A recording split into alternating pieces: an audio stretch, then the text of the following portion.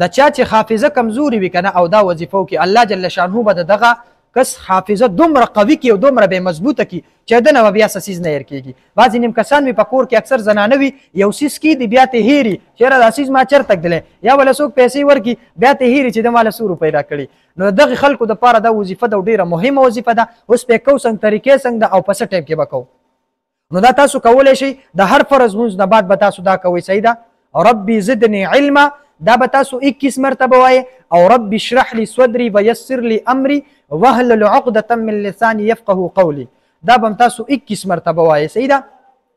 به په ځان باندې شوف کوئ. د هغې نه بعد چې کله تاسو یو څیز یادوئ یا مثال په طور داسې سټوډنټ دی یا مثال په طور د مدرسې طالب العلم دی هغه داسې سبق یادوي او بیا ته هېر کېږي سبق ورته یاد شي هغه ټایم یاد کړی وي وروسته ته بیا هېر شي. نو د دې دپاره یو بهترینه او یو مجربه وظیفه ده چې کله تاسو سبق یاد کړو هغه د سکول سبق دی یا مطلب د مدرسې سبق دی او تاسو یاد کړ د هغې نه بعد به تاسو صرف 21 مرتبه سنقرئک فلا تنسى سنقرئک فلا تنسى دا به تاسو 21 مرتبه وایي په ځان باندې به شوف کوئ. انشاءالله چې تاسو څه هم یاد کړي وي تاسو نه به چېرته بیا نه هېر کېږي. او السلام ډېره مننه الله مراته خوشحاله ساتي.